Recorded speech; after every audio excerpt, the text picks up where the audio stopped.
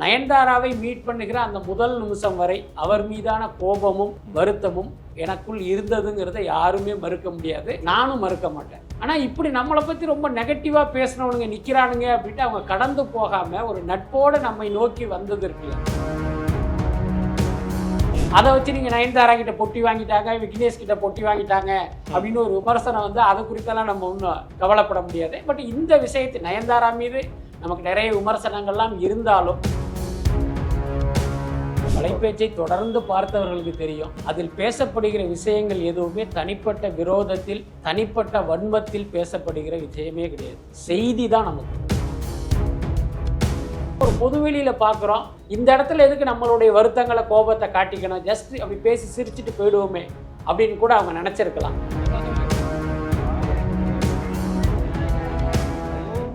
Sir, இப்போ நேற்றிலிருந்து ஒரு செய்தி வந்து அதிகம் வைரலாக்கப்பட்டுட்டு இருக்கு.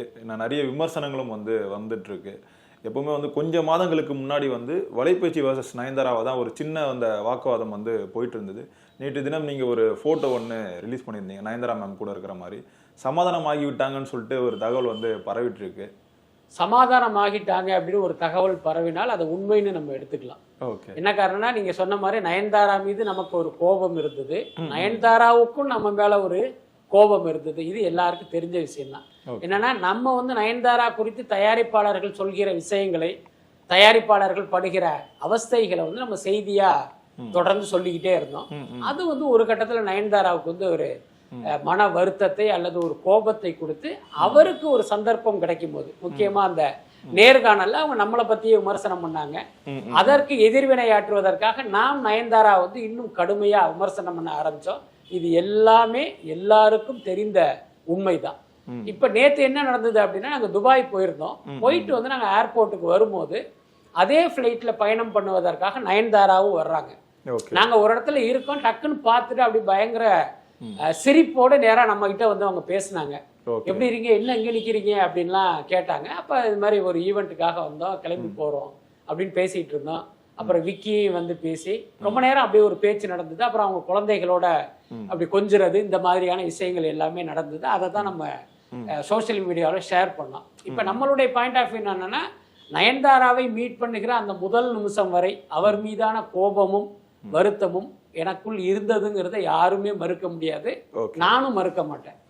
ஆனா இப்படி நம்மளை பத்தி ரொம்ப நெகட்டிவா பேசினவனுங்க நிக்கிறானுங்க அப்படின்ட்டு அவங்க கடந்து போகாம ஒரு நட்போட நம்மை நோக்கி வந்தது இருக்குல்ல, அது உண்மையிலே ஒரு பெரிய பண்பு தானே. சோ அப்படி இருக்கும்போது நான் திருப்பி வந்து அவங்க மேல வந்து அதே கோபத்தோட நான் எப்படி செயல்பட முடியும்? அப்ப நாம் செய்த தவறுகள்னே வச்சுங்க அவங்களுடைய பாயிண்ட் ஆஃப் வியூல, அதை வந்து நயன்தாரா வந்து பெரிதுபடுத்தாம நம்மளோட ஒரு நட்போட வர்றாங்க. அதே நட்போட நாமளும் அவங்களோட பேசுறோம். இது வந்து தப்பு கிடையாது, ஒரு பேசிக்கான ஒரு மனித பண்பு தானே. அதை வச்சு நீங்க நயன்தாரா கிட்ட பொட்டி வாங்கிட்டாங்க, விக்னேஷ் கிட்ட பொட்டி வாங்கிட்டாங்க அப்படின்னு ஒரு விமர்சனம் வந்து அதை குறித்தெல்லாம் நம்ம ஒன்றும் கவலைப்பட முடியாது. பட் இந்த விஷயத்தை நயன்தாரா மீது நமக்கு நிறைய விமர்சனங்கள்லாம் இருந்தாலும் இந்த பண்பு வந்து உண்மையிலே ஒரு பெரிய விஷயம். அந்த இடத்துல நீங்களோ நானோ இருந்திருந்தா இந்த மாதிரி நம்ம ரியாக்ட் பண்ணுவோமா அப்படிங்கிறது ஒரு கேள்விக்குறி. முக்கியமா என்ன எடுத்துங்க, அந்த இடத்தில் நான் இருந்திருந்தால், இப்ப உதாரணத்துக்கு பாருங்க, நயன்தாரா உட்கார்ந்து இருக்க அந்த இடத்துக்கு நான் கடந்து போவதாக இருந்தால் நயன்தாராவை பார்த்தும் பார்க்காத மாதிரிதான் நான் கடந்து போயிருப்பேன். ஆனா அவங்க அப்படி செய்யல.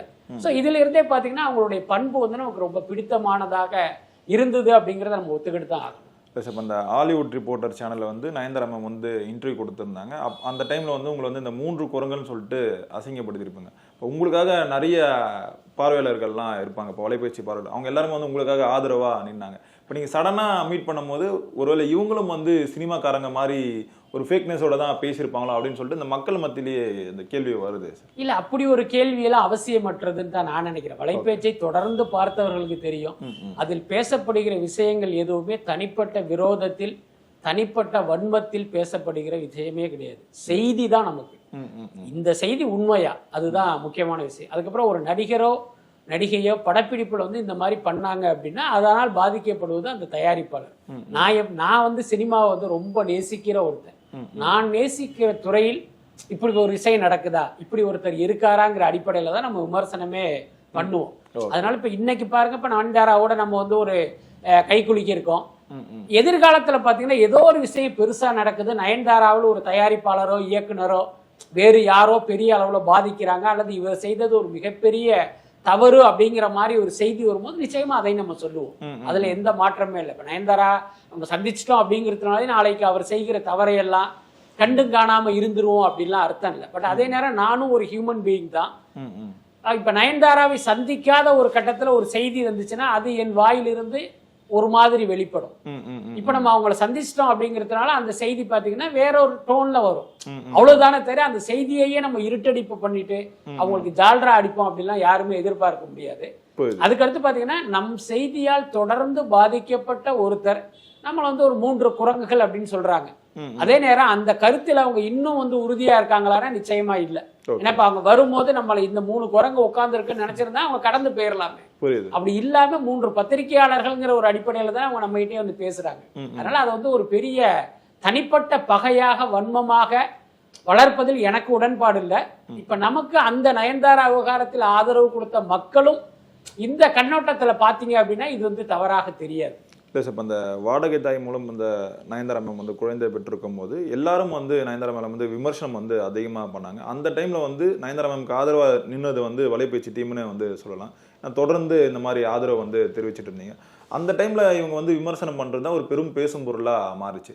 இப்போ நீங்கள் நல்லது பண்ணால் நல்லதை வந்து வலைபேச்சு டீம் வந்து சொல்கிறாங்க. இப்போ அவங்க கெட்டது பண்ணால் அந்த கெட்டதையும் வந்து மக்கள்கிட்ட சொல்லி தானே ஆகணும். இப்போ ஒன்றும் அவங்களோட தனிப்பட்ட கருத்தை வந்து சொல்ல, இப்போ ஒரு ப்ரொடியூசர் வந்து எங்கிட்ட சொல்கிறாங்க, அதை தான் நீங்கள் வந்து சொல்கிறீங்க.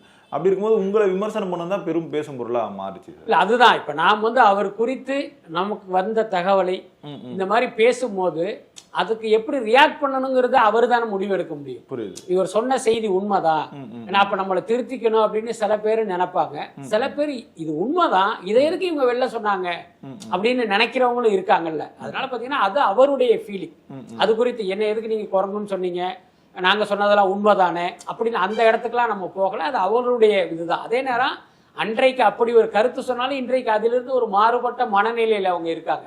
அதை வந்து நம்ம புரிஞ்சுக்கணும். அதுக்கடுத்து அவங்க வாடகை தாய் மூலமாக குழந்தை பெற்ற விவகாரம் குறித்து நாம் ஏன் பேசல அப்படின்னா அது வந்து அவருடைய தனிப்பட்ட உரிமை. அந்த முடிவை அவர் எடுத்ததற்கு அவருடைய உடல்நிலை கூட காரணமா இருக்கலாம்.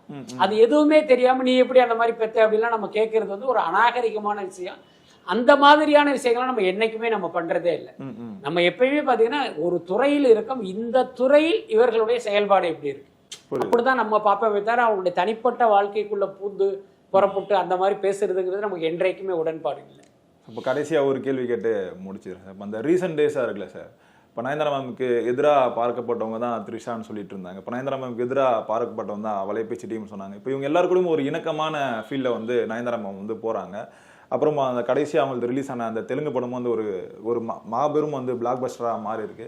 அந்த பழைய ஃபார்முக்கு வந்து நயன்தாரா மேம் வந்துட்டு இருக்காங்களா சார்? இப்போ இல்லை, நயன்தாராவை பொறுத்த வரைக்கும் அவங்களுடைய அந்த ஸ்தானத்தை வந்து அவங்க தொடர்ந்து தக்க வச்சுக்கிட்டு தான் இருக்காங்க. அதில் எந்த மாற்றமே இல்லை. புரியுது. இன்னைக்கு நயன்தாராவை பொறுத்த வரைக்கும் பார்த்தீங்கன்னா சில படங்கள் தோல்வி அடைந்தாலும் அவங்க பட வாய்ப்பு மொத்தமும் இல்லாமல் வீட்டில் உட்கார்ற நிலைமையிலலாம் இல்லை.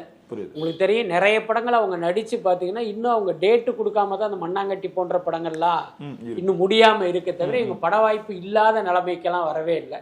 அதுக்கப்புறம் நீங்க சொல்ற மாதிரி இப்ப த்ரிஷா அவங்களோட நட்பா இருக்காங்க அப்படிங்கிறது அவங்க 2 பேருக்குமான நட்பு. அது குறித்து நமக்கு தெரியாது. அதுக்கடுத்து இப்ப நமக்கும் நயன்தாராவும் பாத்தீங்கன்னா ஒரு நாள் சந்திச்சோம், கொஞ்ச நேரம் பேசணும், கடந்து வந்துட்டோம், அவ்வளவுதான். அந்த சந்திப்பை வைத்து 2 பேருக்கு வந்து ஒரு 40 ஆண்டு கால நட்பு உருவாயிடுச்சு அப்படின்லாம் கிளைம் பண்ணிக்கிறதுக்கு நானும் தயாரா இல்லை. அது உண்மையும் இல்லை. அதே நேரம் பாத்தீங்கன்னா எல்லாருக்குமே வந்து ஒரு பக்குவமும் ஒரு புரிதலும் ஒவ்வொரு காலகட்டத்திலும் ஏற்படும்.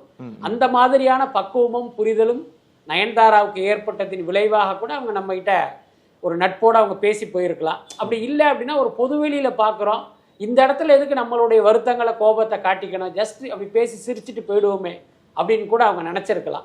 பட் எல்லாத்துக்கும் மேல விக்னேஷ் சிவன் பாத்தீங்கன்னா எப்பயுமே நம்மளோட நட்புல தான் இருக்காரு.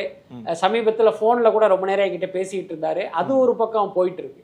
அவர் ஒவ்வொரு தரையும் பாத்தீங்கன்னா நம்மளோட பேசுவார், சார் நீங்க எங்களை பத்தி பேசுறதுங்கிறது அது வேற இது வேற சார் அப்படிங்கிற அந்த புரிதலோட தான் அவர் நம்ம கிட்ட பேசுவார். எல்லாத்துக்கும் மேல அந்த சந்திப்புல பாத்தீங்கன்னா அங்கேயிருந்து வந்து அந்தரனை அப்படியே கட்டி பிடிச்சிட்டு பயங்கரமா அன்பு செலுத்தினாரு.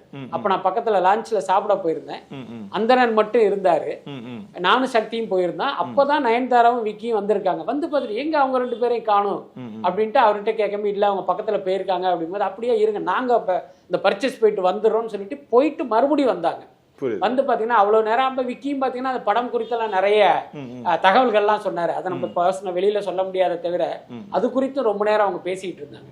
அதனால இது வந்து நம்ம ஒரு சந்திப்பு அவ்வளவுதான். அதுக்கு மேல இது குறித்து ஒரு பெரிய திரைக்கதையெல்லாம் எழுத வேணாம்னு நினைக்கிறேன். ஆனா அந்த வீடியோ ரொம்ப அழகா இருந்தது சார். இல்ல நான் ரொம்ப ரசிச்சது வந்து அந்த குழந்தைகள் தான். எனக்கு வந்து உண்மையிலேயே அது ரொம்ப ஒரு பக்கம் மகிழ்ச்சியா இருந்தது, இன்னொரு பக்கம் நெகிழ்ச்சியா இருந்தது. இப்ப நயன்தாரா விக்னேஸ்வன் தம்பதியினுடைய குழந்தைகளுக்கு உயிர் உலகு அப்படின்னு ஒரு அழகு தமிழ்ல பேர் வச்சிருந்தாரு. அப்படி பெயர் வைக்கப்பட்ட அந்த குழந்தைகள் நீங்க தசு புசுன்னு இங்கிலீஷ்ல பேசிட்டு போனா அதுவே வந்து ஒரு பெரிய முரண்பாடா இருக்கும். ஆனா இந்த பிள்ளைங்களுக்கு இப்படி ஒரு பேர் வச்சிட்டோம், இந்த பிள்ளைங்களை ஒரு தமிழ் குழந்தைகளா வளர்க்கணும் அப்படின்னு வீட்டிலேயே அவங்க தமிழ்ல தான் பேசுறாங்களாம். அது அந்த பிள்ளைங்க பார்த்தீங்கன்னா அழகா அப்படி வணக்கம்னு சொல்லிட்டே அந்த குழந்தை கை கொடுத்ததெல்லாம் எனக்கு ரொம்ப நெகிழ்ச்சியா இருந்தது. நான் கூட ஒரு ட்வீட் போட்டேன், தமிழ் பேசும் குழந்தைகள் அப்படின்ட்டு. இதை பார்க்குற எல்லாரும் என்ன நினைப்பாங்க, டேய் ரொம்ப ஓவரா இருக்கடா, எங்க வீட்டு பிள்ளைங்க தமிழ் தானடா பேசுதுன்னு சில பேர் கமெண்ட் அடிக்கவும் நினைப்பதற்கும் வாய்ப்பு இருக்கு. பட் நான் ஏன் அந்த கேப்ஷன் போட்டேன் அப்படின்னா, நம்ம வீட்டு பிள்ளைங்க தமிழ் பேசுறது பெரிய அதிசயம் இல்லை. ஏன்னா நம்மளாம் தமிழ்ல தான் நம்ம வாழ்வியல் முறையே இருக்கு. ஆனா பாத்தீங்கன்னா ஒரு நயன்தாரா மாதிரியான ஒரு லைஃப் ஸ்டைல் வாழ்கிறவர்கள் ஆங்கிலத்தில் தான் அவங்களுடைய வாழ்க்கை முறையே இருக்கும். அவர்கள் இல்ல நம்ம புள்ள தமிழ்ல தான் பேசணும்னு தமிழ்ல பேசி பேசி அந்த பிள்ளைங்களுக்கு தமிழ் பால் ஊட்டுறது இருக்குல்ல, அது வந்து ஒரு வியப்பான ஒரு விஷயம் தானே. ஸோ அது வந்து மற்றவர்களுக்கு ஒரு இன்ஸ்பிரேஷனை கொடுக்கணுங்கிறதுனால தான் அந்த கேப்ஷனையே நான் போட்டேன். புரியுது சார். ரொம்ப நன்றிகள் சார் எங்களோட நேரம் பங்கு தமைக்கு. நன்றி சார். நன்றி.